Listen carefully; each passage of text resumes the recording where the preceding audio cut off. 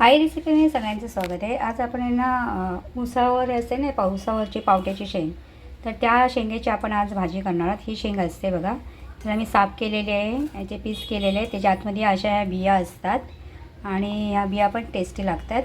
आणि मी ह्याच्यामध्ये वेगळ्या पद्धतीने करणार आहे। मागे मी तुम्हाला दाखवली होती शेंगदाणे टाकून तव्यामध्ये केलेली, आता पण तशीच करणार आहे, फक्त की ह्यामध्ये मी 2 बटाटे टाकणार आहे आणि प्लस वेगळा मसाला टाकणार आहे यामध्ये, आणि ती वेगळ्या पद्धतीने ही भाजी करून दाखवणार आहे। अतिशय सुंदर बनते, तुम्ही पण बघा आणि तुम्ही पण अशा पद्धतीने करा। डब्याची भाजी मस्तपैकी भाजी होते।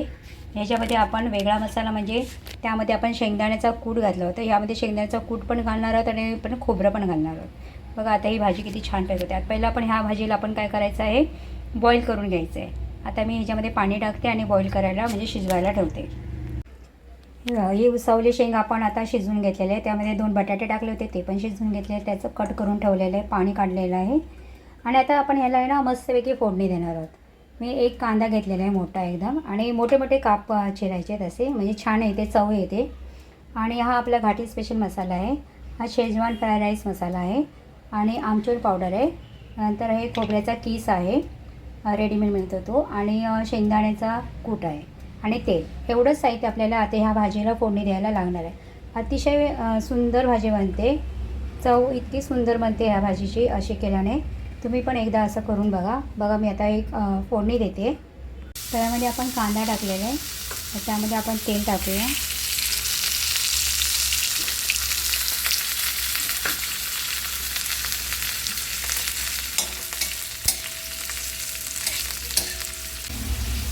या भाजीला मोठा म्हणजे असे पीस कांद्याचे करायचे।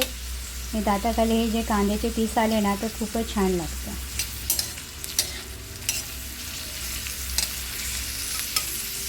आणि आपल्याला दररोज तशाच पद्धतीची भाजी खाल्ल्याने कंटाळा येतो, त्यामुळे वेगळ्या पद्धतीने जरा भाजी केली तर खूपच टेस्टी आणि छान लागते।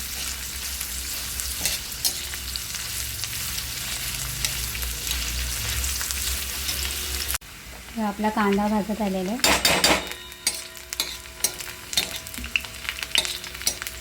थोडासा लाल झाला ना मग यामध्ये आपला मसाले टाकायचे।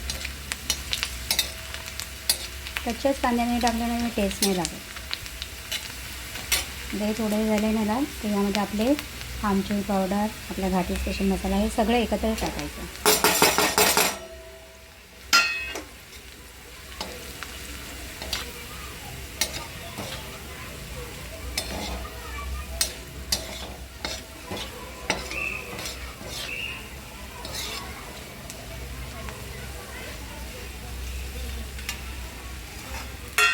आपली ही भाजी आहे ना, ही यामध्ये टाकायची।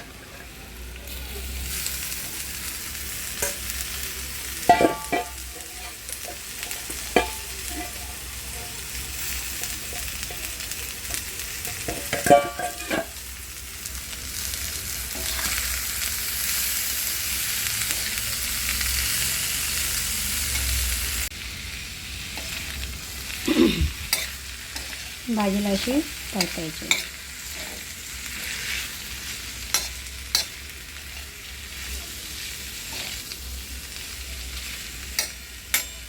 कोण अशी भाजी खात नाही, तर त्यामध्ये बटाटे टाकल्यामुळे खाल्ली जाते, पण अशी पण ही भाजी खूप सुंदर होते। आता यामध्ये आपला खोबऱ्याचा किस आणि थोडासा शेंगदाण्याचा किस, दोन्ही आपण ह्याच्यामध्ये ॲड करणार आहोत।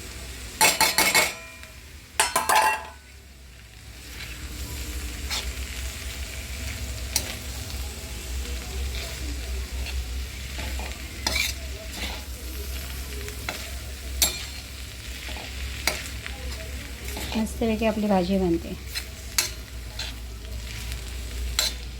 आणि थोडंसं तेल टाकायचं।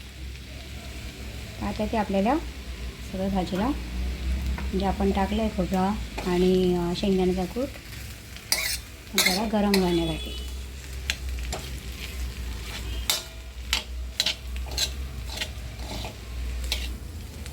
किती सुंदर भाजी झालेली आपली, थोडं गरम होऊ द्या। हे बघा किती सुंदर आपली भाजी झालेली आहे, मस्त एकदम सुक्की भाजी डब्याची।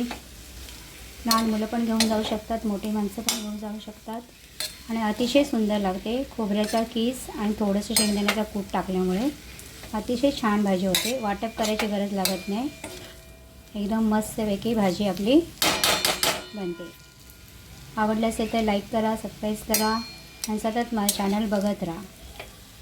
आणि मी ही माझी जेवणाची ताटं पण दाखवत होते, त्या ताटामध्ये पण ही भाजी असते. म्हणजे प्रत्येक मी जे जेवण करते ते त्याचं मी ताट दाखवतेच आणि ते ठेवते मी यूट्यूबवर गाण्यासकट, तेव्हा ते पण बघत जा. चला आता आपण गॅस घालूया.